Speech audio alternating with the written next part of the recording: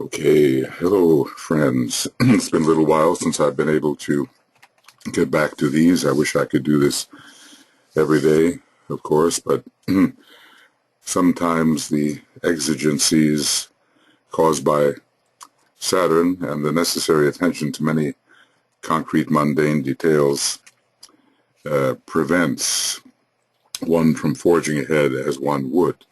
We were into a sort of a political discussion here. This is the beginning of Ray's and Initiation Webinar Commentary number 22. We're on page 430. We're in the second part of the book, and DK was talking about politically how things looked in the so-called Holy Land.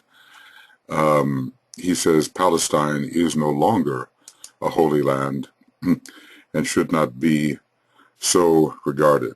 And that is regardless of the many people who make pilgrimages there and still observe it as the land where Jesus, or the Christ, last appeared some 2,000 years ago, and a land in which the major events found in the New Testament occurred. But DK's perspective is different, and he's seeing things inwardly, and he tells us Palestine is no longer a holy land and should not be so regarded. I would have you bear these points in mind, he says, while you investigate the world picture. Of course, here it is 70 years later, maybe, yeah, about 70 years later, and the world picture is dim in certain areas of the world. This picture is taking shape and warrants recognition. It involves the Jews, who are not a nation but a religious group. Because there are Jews of so many different racial types, obviously, so it has more to do with the preservation and the living out of the Old Testament, which at one point DK said was the summation of the wisdom of the earlier solar system. So it involves the Jews, the Near East, and Russia.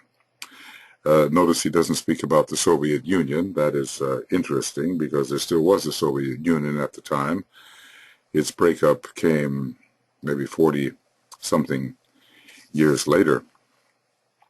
In the maps which are to be found in the archives of the spiritual hierarchy, the entire area of the Near East and Europe, and that this part of Europe, I suppose, Near East and Europe, Greece, Yugoslavia, Turkey, Palestine, the Arab states, Egypt, and Russia, maybe that has changed somewhat, perhaps, by now, are under a heavy overshadowing cloud. This is a portentous statement, and we have to still take it to heart. The entire area of the Near East, maybe he means here something like Middle East, we call it Middle East, and Europe. Is it all of Europe, or just these certain parts of it? Greece is considered to be part of Europe. Yugoslavia now, at that time, had been formed. It was an amalgam of a number of the nations and has since split apart. Turkey, very much involved in current affairs. Palestine, Palestine, Israel, the center of so much of the problem, but that problem it seems to be expanding, and it now involves Iraq and Syria. Someone told me, I'm trying to remember whether this is actually the case, that if the Battle of Armageddon did occur, it would occur in the area which we now call Syria. The Arab states, Egypt should be included in them, and certainly Saudi Arabia and all the lesser states around. including, I suppose, Jordan, Yemen. We'd have to be looking at a map, and Russia are under a heavy overshadowing cloud.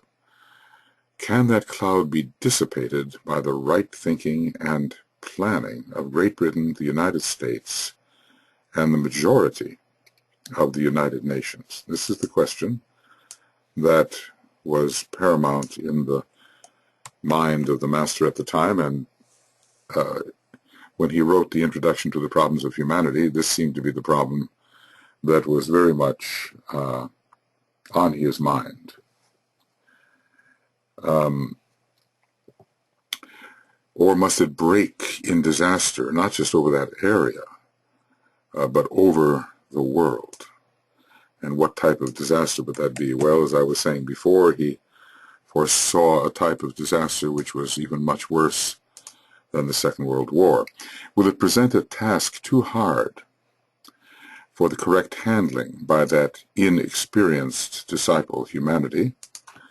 At the moment, one can wonder whether the correct handling is occurring. In a way, it seems not, though many, many attempts have been made, and though so much good is beneath the surface, pressing forward for expression. Yet we do have a great clash of ideologies going on at the moment. This is 2014. You know, it's 100 years after the First World War.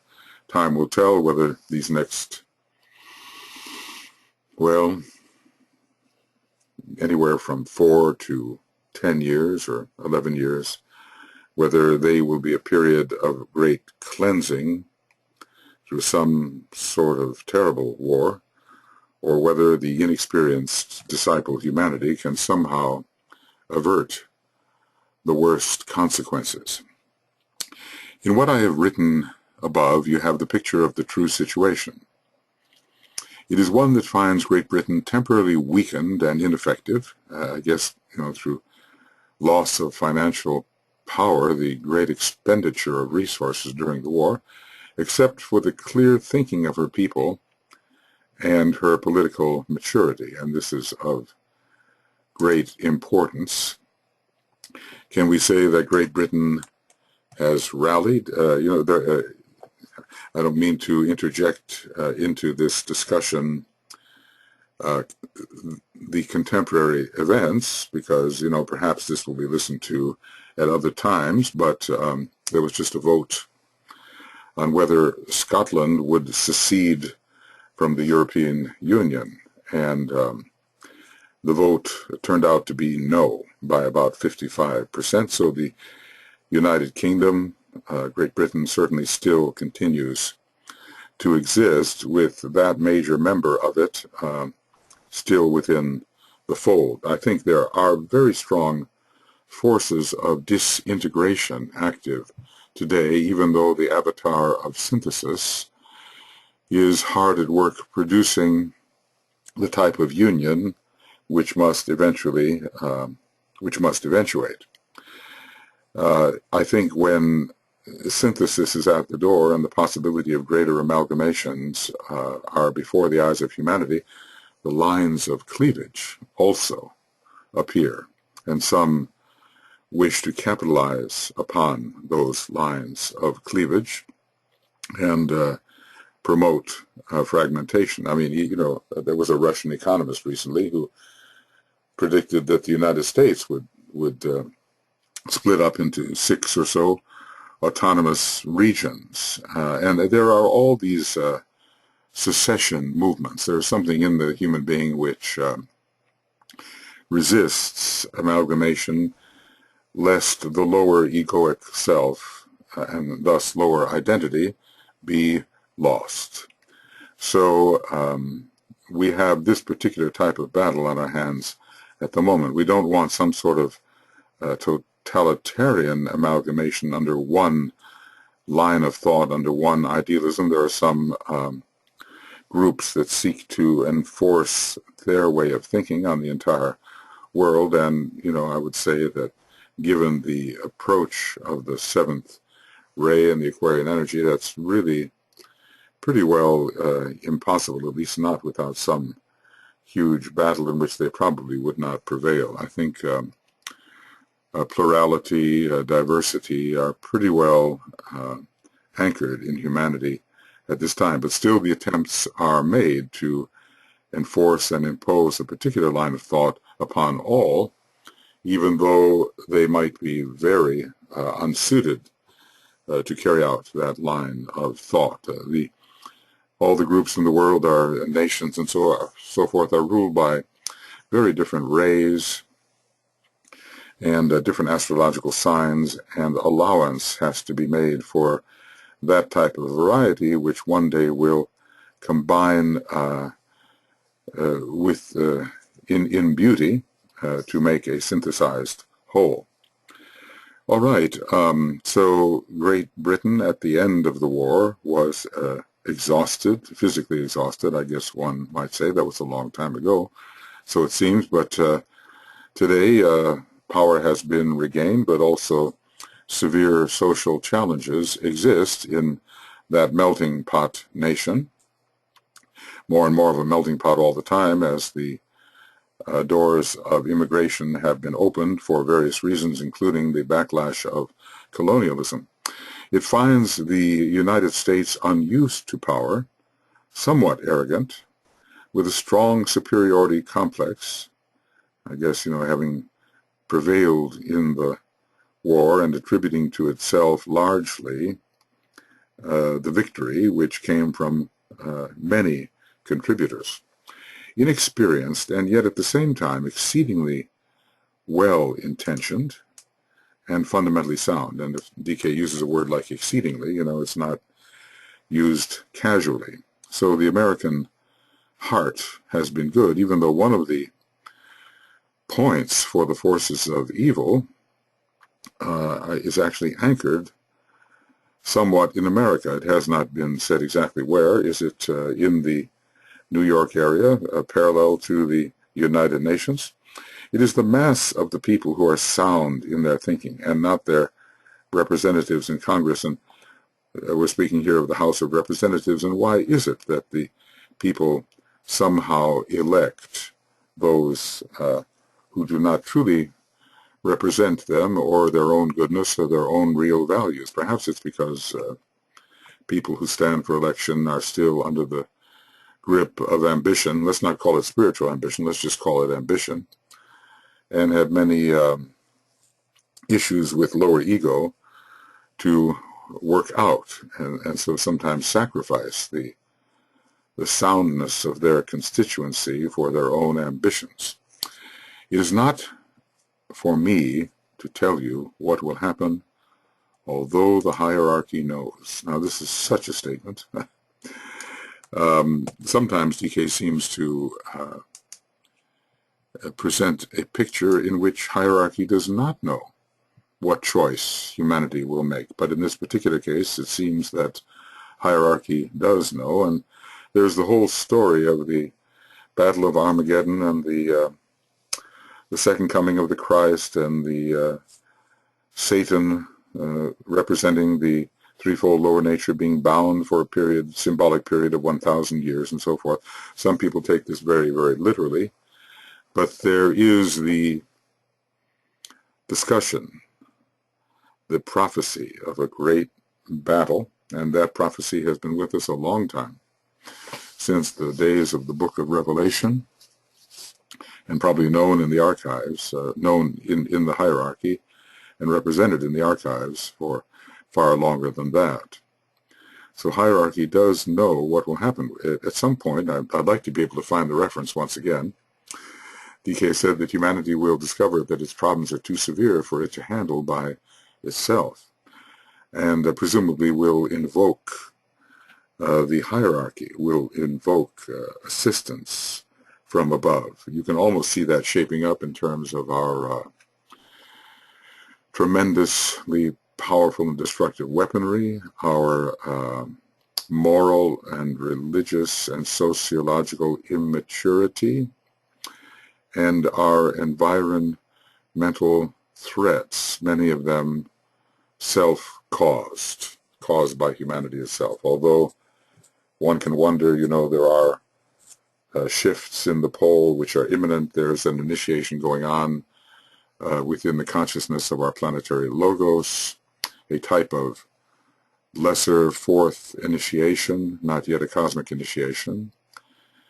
And one wonders whether the stress of those kinds of events, processes, are not also contributing to the environmental changes. DK discusses some changes to take place within the next 1,000 years that will involve tremendous earthquakes and massive earth changes, and that will be perhaps in the area of California, one of the places that he signals out. And that kind of thing doesn't look like it would be the result of humanity's misdeeds, but more the plans of the planetary logos as they are executed in the department of the Manu, which seems to be responsible for these kinds of earth changes. Humanity must, as must all disciples, be left entirely free to settle its own destiny. This is where so many people err, they think they can make puppets or marionettes of others by working through them, so to speak, and abrogating their free will. I think it's a big mistake, but one to which some highly idealistic glamour types succumb.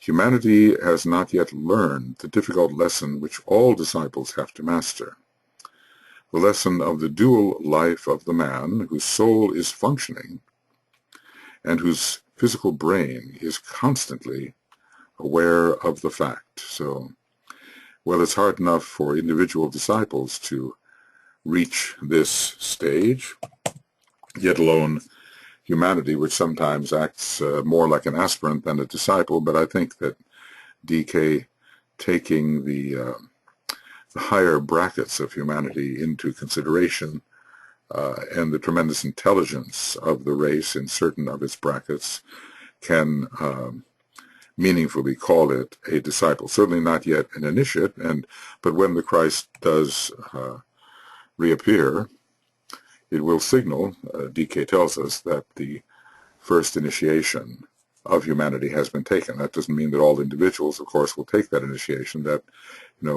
I've discussed with us from a treatise on cosmic fire and the discussion on the egoic lotus, that so many millions and millions of human beings won't even be on the path until the next round. So we cannot say that all will be taken, but a certain vibration will have been achieved within the human race, which entitles it to be called, in general, an initiate of the first degree. Well, that was just a little bit to end this rather frank political assessment that DK gave in this section. I think from time to time he will interpose these kinds of views. He's a marvelous abstract thinker and one who understands planetary, solar systemic, and cosmic issues in a very clear and synthetic manner, and at the same time he's able to exemplify this dual life and talk about current affairs. I mean, his books are coming forth shortly again, or whatever form they may be in now that we have the internet. Presumably they'll be in book form for the sake of preservation, because, electronically all of our data could be instantly wiped away with the right or the wrong kinds of energy influences.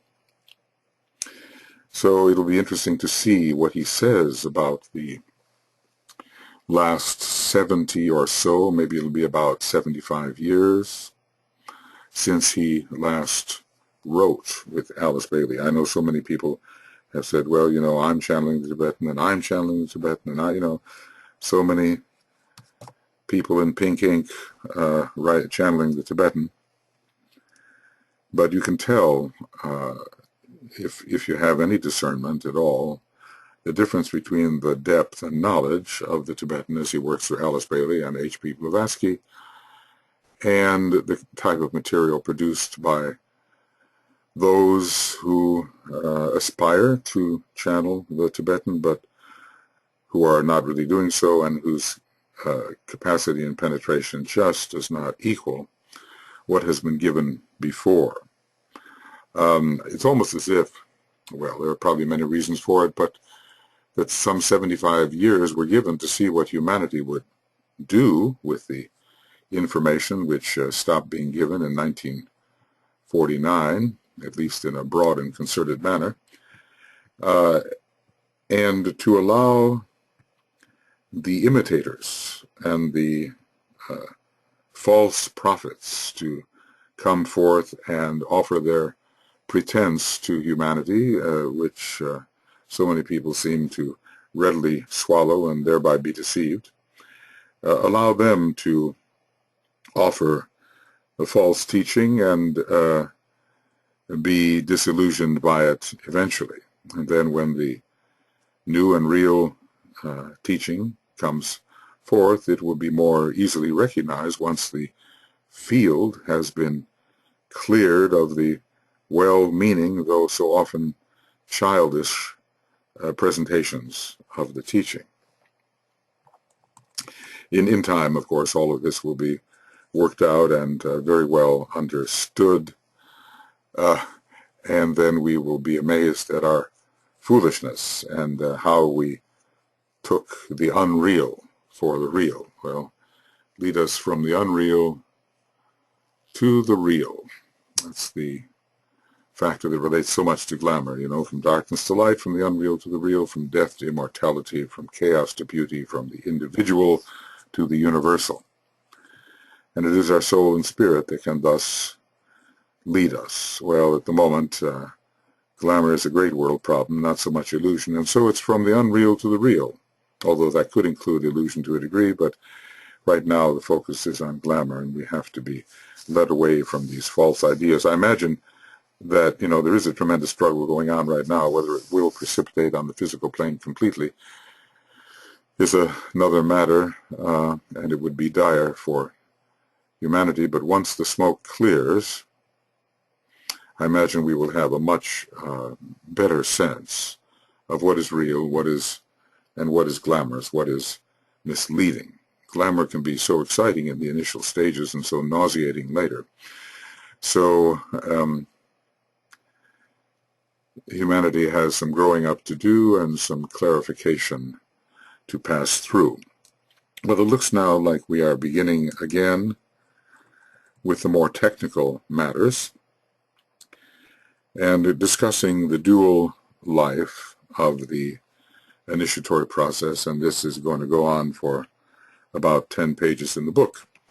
In all the many books I have written, I remember when I first encountered the Tibetan's books. I was in a kind of little esoteric bookstore, just really a room in an old building in Chicago back in the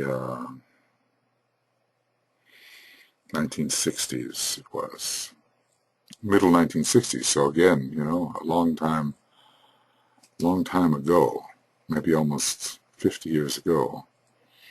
And I saw these blue books, and, you know, in those days, they weren't in paperback. They were magnificently displayed in very bold golden type, and I was into theosophy deeply at the time and into the secret doctrine. Deeply. How deep is deep, you know? Well, anyway, to me it seemed deeply. And I opened up a book, I don't know which one it was, and it said, Atma Buddhimana, Spiritual Triad. I said, I think I'll reserve this for later. And I did. I carried on in theosophy, key to theosophy, and secret doctrine, and a bit of Isis Unveiled, and so forth. And then maybe 4, 5, 6, about 6 years later, then I was in the Olcott, the Theosophical Center and the big library there in Wheaton, Illinois. And high on a shelf and almost quite out of reach were the Bailey books. Well, there were certain attitudes towards Alice Bailey in those days. A reasonable library had to represent them, but they weren't given front and center position. And I reached for them, and my life changed after that. I had to reach high, you know. I had to reach very, very high, which was symbolic. And I took 4 books home, and that was in 1971. And my life changed entirely as a result of that. So I suppose in the Bailey books themselves, I've been involved now for 43 years or so, and in Theosophy for 50 years, one way or another. A little bit of personal history. So many people discuss their first encounter with the Bailey books. I have a friend who's been in it as long as I have, and she walked into a bookstore and saw them blazing away on a high shelf, looked at them, consulted within herself, and said, "I'll take them all." Well, that was the beginning of the change of her life. How grateful we have to be for the Tibetan having concentrated his powerful thought in such a manner that we in the West could benefit from the great treasures of the East. One day, although our gratitude is very great at the moment, one day I'm sure it will be immense when we understand the true implications of the gift that he gave under the instruction of his superiors to those in humanity who could respond. So in the many books which I have written, I have said relatively little about the brain, ruled by Saturn, just as the mind is ruled by Mercury, little about the brain and its relation to the personality and the soul. There is a place there in esoteric astrology where it talks about, well, is it the relationship between Sirius and, there are four items. One of them I'm forgetting, but Mercury and Saturn are there, and the brain is somehow anchored with Saturn, and also the moon can be considered related to the brain. The moon has a strong physicalizing association.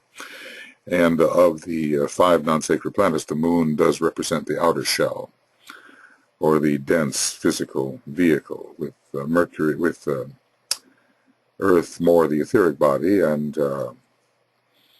well, you know, there's a question with Mars and Pluto. You could switch them either way. Mars could be seen as representing the astral body, certainly, but also the lower mental body, and Pluto is associated with both as well. Pluto is a highly mental planet in a certain respect. And then the Sun, representing the integrated personality. It is not possible to enlarge at any length on that theme here, but I will make certain statements without which this whole process of dual living would be most difficult to explain. It's our Gemini living. You know, here's the Gemini master, the messenger, explaining to us about the dual life of the disciple. And I'm sure when we consider our own life in the 3 worlds and our aspirations towards spiritual reality, we realize that we are somehow in the process of at least attempting to live successfully this dual life. I will sum up what I have to say in the form of 3 basic statements. The brain is a most delicate, receiving, and transmitting apparatus. Now, certainly, it has been much discussed how little of brain capacity we are at present using. At least that is a popular idea in the modern mind. It is responsive to information relayed to it via the senses, from the emotional plane, and from the mind. And so often these particular levels, especially the emotional level and the mental level, are somehow conflated with the brain itself. And the brain is not considered an instrument, it's considered the source of emotion and the source of mind. Through its medium, the personal lower self becomes aware of its environment, and desires are part of that environment, of course, of the nature of its desires and of its mental peculiarities, the particular method of thinking and processing thought that may be found in any particular individual, characteristic of any individual, as well as of the emotional states and thoughts of people contacted in the environment. So the brain is necessary for all this, necessary to understand the emotional nature and mental nature of others. Right now, I mean, there will be a time when we will be dissociated from our brain, of course. After death, we enter a world of emotional process and eventually of mental process, and without the limitations of the brain or its ability to relate these inner processes to the dense physical plane. So it is a very indispensable instrument, but and while it is not yet completely understood, its value cannot be so exaggerated that it takes the place of the fields for which it is the instrument.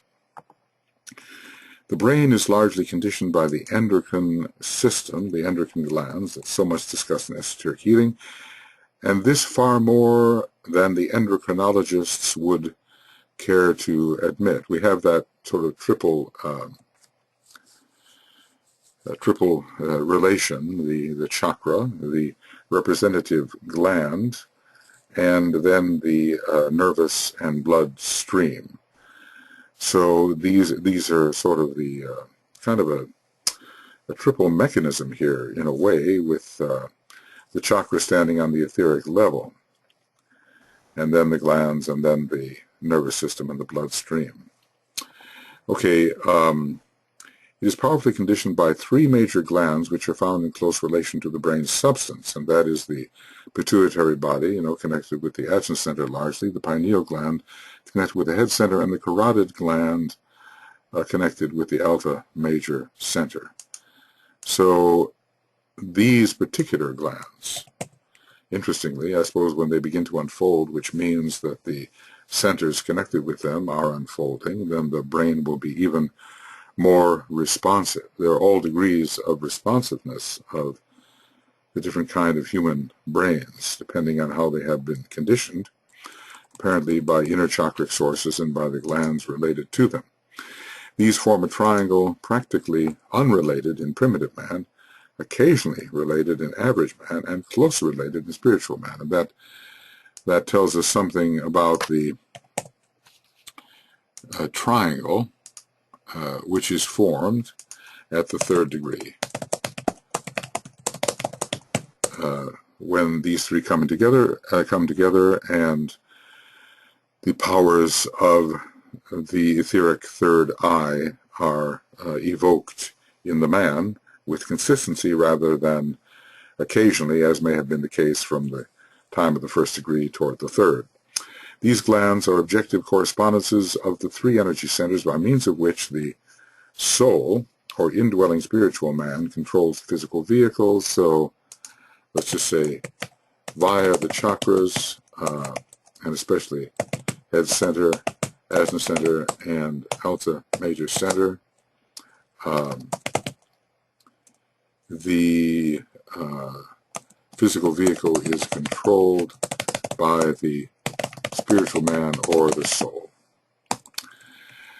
Where the relation is close between the three glands, as is increasingly the case where disciples are concerned, and for the initiate of the third degree, the real link and triangle and circulation of force has been achieved. A triangle of circulating energies is always established, and in esoteric healing we understand something in the laws and rules of healing about the triangle established in the head and its dispelling radiance is linked the triangles in the head, and then the energy can go forth, the dispelling radiance can go forth. The triangle through the carotid gland in the medulla oblongata becomes related to other glands and centers, and this locates even further the carotid gland, which is sometimes difficult to pinpoint. So the triangle through the carotid gland in the medulla oblongata becomes related to other glands and centers. So that is the lowest of the three centers, the Ajna center carotid gland in the medulla oblongata, and it is the link, presumably, with the lesser glands and centers. The link with the lesser glands and centers. He's becoming quite technical here in an anatomical, physiological way, so that we can understand something of the dual life of the disciple. The brain, as transmitter, becomes a powerful directing agency and not just a receiving agency. So directing. So the brain has a certain first-rate power to it. It is the director, at least in terms of the physical plane life. So it becomes a powerful directing agency, A, as a recipient and transmitter of pure energy or life. It uses the carotid gland controlled by the alto major center and establishes a close relation with the heart and heart centers. And so how interesting to see the lowest of the three glands also related to the first ray, just as the base of spine center, the lowest of the seven, is also related to the first ray. Pluto, we are told, is the ruler there. Esoteric Astrology, page 517, it gives the lists of the planetary rulers for the lower chakras. So, the energy of life. Now, unless, of course, he's relating this vitality to the third aspect, the activity-producing energy. But when he speaks of life, it is related to the first aspect, and it has a reflection in the third. So the brain is also a recipient, as a recipient of mental energy or energy from the soul. The Ajna center becomes the directing agency, and this is the center which controls the pituitary body. So the Ajna center has relation to many rays, but in this case, its centrality as representing the third aspect of divinity, the second aspect of divinity is emphasized. Sometimes, it represents the completed integrated personality, third aspect, and other times a directing agency, very much the first aspect. Every ray, it seems, can be found in relation to the Ajna center one way or another.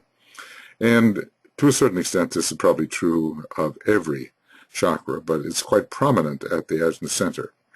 Three different functions relating to the three different aspects of divinity. Anyway, the mental energy or the energy of the soul is focused on the higher mental plane, so the source is the same in a way, even though the mental plane is divided.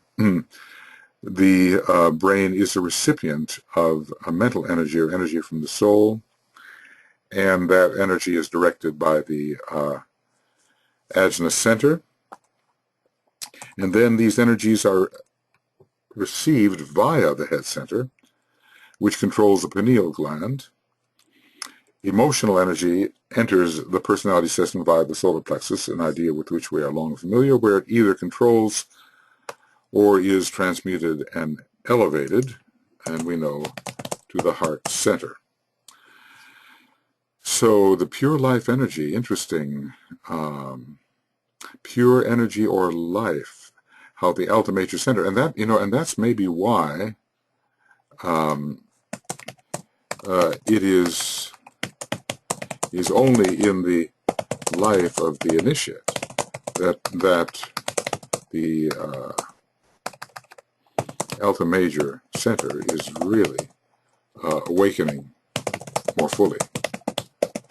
Before that, it's fairly quiescent. And one of my friends, who's a real investigator in this matter, said it has so much to do with the release of karma into the life and the necessity to meet that karma, expiate that karma, and that so often happens at the threshold of the higher possibilities, especially, I suppose, at the third and especially the fourth initiation. So mental or soul energy through the ajna center, but, you know, in a certain respect, this also has to do with the third aspect of divinity. Here it is, obviously the head center is connected with the first aspect of divinity, but he's talking about this as a major receiver of first aspect energy using this particular gland, the pineal gland, which is connected with the first ray in a certain respect, even though it was Descartes who said that the pineal gland was the organ of the soul. He had some intuition there. He was an Aries. I suppose what was going on in the head was very important for him. And a third ray, fifth ray type, as far as I can understand. Really profound and exacting thinker. Okay, so if there is, the soul is connected with the emotional vehicle, the personality is connected with the physical vehicle, and the spirit, the mind, is connected with the spirit aspect. Those relations have to be thought of. So if the ajna center is bringing in here the soul energy, there has to be a connection with the ajna and solar plexus, and we do realize this to be the case in some of the meditations that are given by Master Decay, especially the second meditation in the book, Discipleship in the New Age, Volume 2. All right, so he's talked about life, soul energy, and then a general receiver. The energies of life and the energies of the soul are both working through the head centers. Okay, so let's put that down. Energies of life and of the soul are both working through the head center. All right. In this triple mechanism in the head, it's how interesting, you know, it's the third initiation, usually considered to be related to the fifth ray. That is the ray that that is most powerful at the third degree, and yet the number 3 is always, through numerical resonance, appearing in relation to the third degree. Even the idea that 3 major centers in the head are activated at that time. In this triple mechanism in the head, both objective and subjective, the objective is the gland part and the chakra part is the subjective part, which uses the physical brain as a receiving agent and a transmitting agent. It is this triple mechanism in the head, both objective and subjective, which uses the physical brain as a receiving agent and a transmitting agent. So the brain is very external compared to the chakras and the glands. The glands are controlling the brain, and maybe that is, I think that has been increasingly realized since the time this was written. It is this which is brought into creative activity and thus under the control of the disciple in training or in the process of being prepared for initiation. Of course, interestingly, the number 3 is related to what's called creative intelligence, so that when he uses the word creative, it is associated with the third aspect of divinity. So it is this particular mechanism, this triangle in the head, which is brought into creative activity and thus under the control of the disciple in training or in process of being prepared for initiation, and especially the third initiation. I have not hitherto emphasized this, nor do I wish to do so, for it is not desirable for the disciple or aspirant consciously and deliberately to deal with the mechanism in the head. I think he's telling us it will evolve as it must as we take care of other things. Let him learn to control and consciously employ the mind. Let him train his mind to receive communications from three sources. Then, then the mechanism in the brain will evolve as it must. Of course, unless one is under the direct guidance of a master for a particular type of training, then he could give certain methods of dealing with the mechanism in the head directly.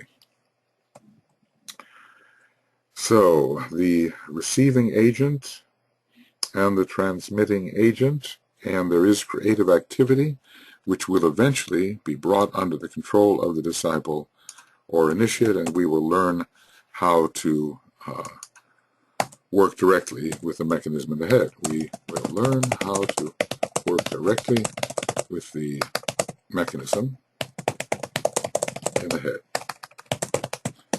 And, perhaps some of us have attempted this a little bit.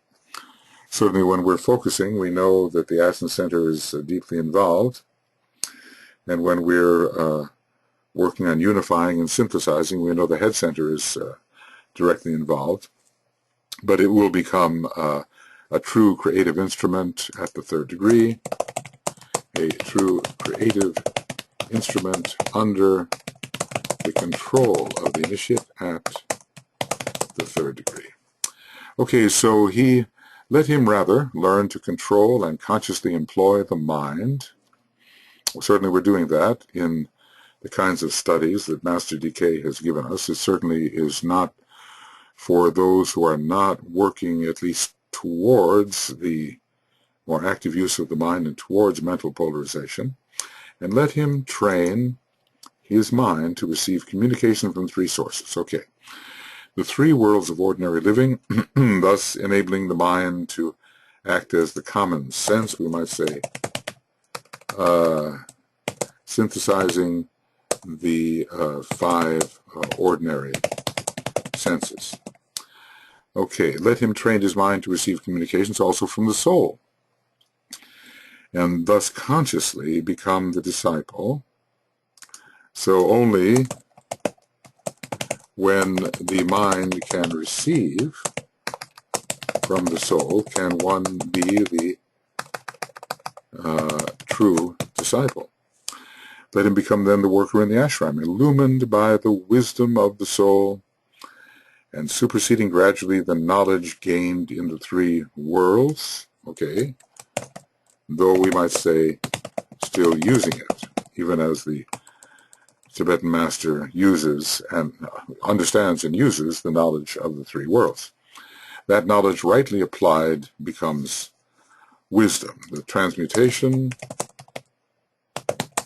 of knowledge into wisdom, and Venus is involved in this.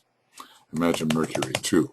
Venus, Mercury can act in that transmutation. And then let the mind also receive contact from the spiritual triad, acting as the intermediary between the monad and the brain of the personality. Well, we're dealing with a threefold mechanism and also with a threefold spiritual triad.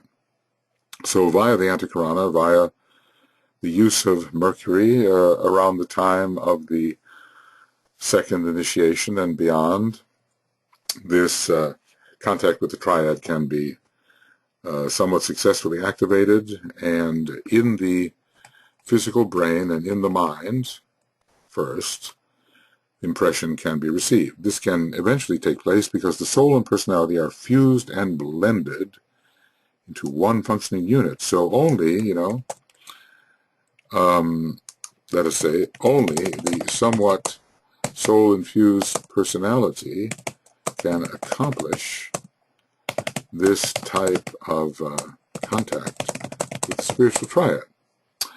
So, because the soul and personality are fused and blended into one functioning unit, this superseding again what we mean when we use the erroneous phrase, the soul.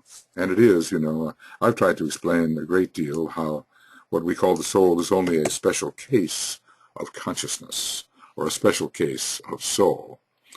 So what we usually call the soul is only a special case of consciousness, or a special case of soul. Soul meaning consciousness. Okay, it's a very limited instantiation of what soul is in a larger sense. So then, at this stage of spiritual triad, then duality can take the place of the original triplicity, and we have here the technique of duality coming in after reasonable degree of soul infusion. So then it's the monad triad communicating with the soul-infused personality. And we don't so much then have the idea of the personality, the soul, and the triad monad, because the soul and personality are merged, and the spiritual triad is representing the monad. That's the duality we're talking about. This duality is the monad spiritual triad and the soul-infused personality. All right, it has been necessary to make these somewhat elementary remarks and to clarify these points if there is to be true understanding as to what constitutes the dual life of the disciple or the master, and wherein they differ. And so we should note that the master as well has a dual life, though it will be, I suspect, a different type of duality. Occasionally, you know, Master DK finds it necessary to repeat himself to clarify certain points, because it's possible to get lost in this great welter of knowledge that he has presented. And occasionally orienting, clarifying points have to be given. One of the tests of the initiatory process is a hitherto totally unexpected one. It's always illuminating when these unsuspected factors are brought to our attention. Tests which are expected and for which preparation has been made do not constitute true tests in the real sense of the word, esoterically understood. Well, you know, in school, we know a test is coming and we prepare for it. Occasionally, there's something called the pop quiz, or the spontaneous test, and the groans of the students can be heard. But that shows us, in a way, how much we are really assimilated. Of course, it's spoken of as a test.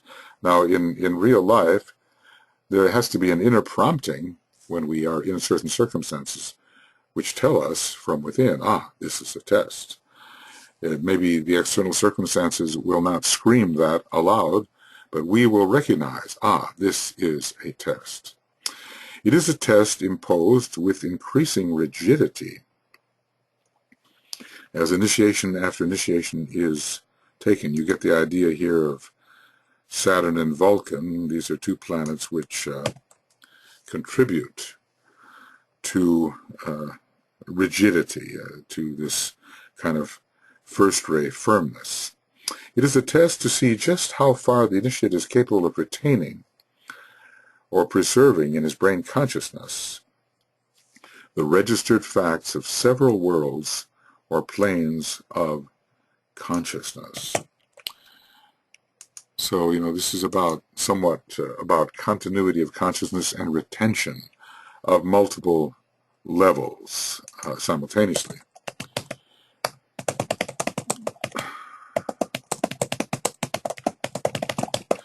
That is, the three worlds of human endeavor and the world of soul consciousness are both of these, and the world of the ashram.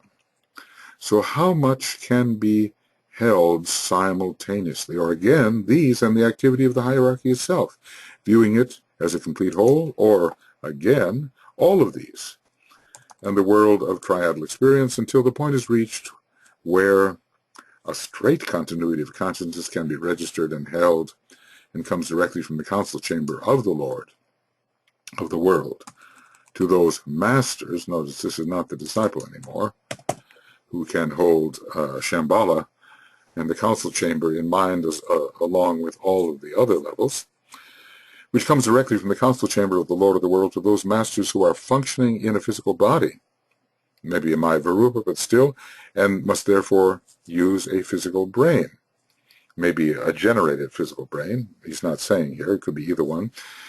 In every single case, the test, in order to be passed correctly, must involve the brain consciousness. So it's one thing to know well what's happening on the inner planes, and another thing to be able to hold this in that organ made of the lower types of matter which must be redeemed. When we can hold these different levels in brain consciousness, we are contributing to the redemption of the dense physical matter which has been inherited from an earlier system.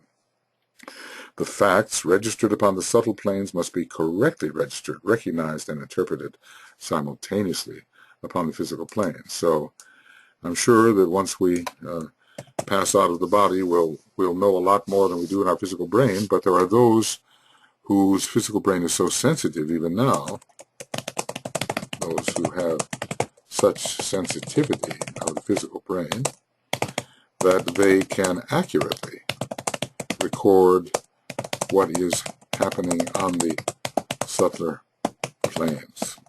And for some of us, well, that's not possible. When we are in those fields of experience, we will be able to record what's happening, but we fail to bring with accuracy, through with accuracy, a great deal of that which transpires. And the more sensitive the individual, the higher the initiate, the closer to the stage of mastership, then greater and greater accuracy is possible to be registered right within the physical brain.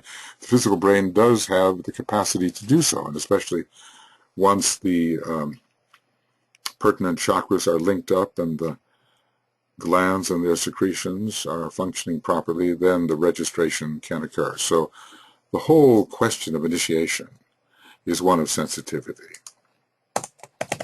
Initiation and sensitivity are inseparable, and the star of initiation, Sirius, is also the, as it said, brilliant star of sensitivity. Okay, inseparable. So we realize that simply learning, memorizing, becoming familiar with more and more thoughts is not necessarily the type of sensitivity which parallels the initiatory process and which makes possible the passing of this test of retention. We'll call it that, a test of brain retention. The higher is retained with accuracy in the lower. All right, so in every single case, the test, in order to be passed correctly, must involve the brain consciousness, just as it is said that initiation, it is usually said anyway, that initiation must involve the brain consciousness. It is also possible to take initiation without a physical brain, but generally speaking, the physical brain must be involved. The facts registered upon the subtle planes, and usually there's quite a veil there, you see, quite an impenetrable field that prevents these facts from coming through, and that has to be worn thin, right? The facts registered upon the subtler planes must be correctly registered, recognized, and interpreted simultaneously upon the physical plane. And this means handling quite a lot, you know, handling quite a bit of data simultaneously, and that's difficult. Okay, so let's see, we're just almost there. You can see for yourselves that this is a major and most necessary indication of a developing awareness. A master has to be aware at any time, on any plane, and at will.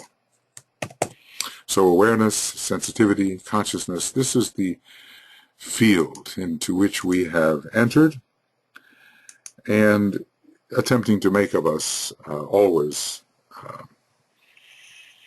more responsive individuals, so that the many, many things that are happening all simultaneously and of which we are not aware will begin to seep through into our consciousness. Now what I'll do here is I'll say that this is the end of Rays and Initiations, Webinar Commentary Program 22, and it takes us to 433, and I suppose it began, where did it begin? On 431 or 430. Okay. Sometimes I make longer programs, you know, but lately I've been sticking somewhat to the 1 hour format. That could change at any time. Okay. And we will continue this discussion of the test of simultaneously retained registration of multiple planes. So until that, we'll be coming back shortly, and on we go. Okay. See you soon. Bye-bye.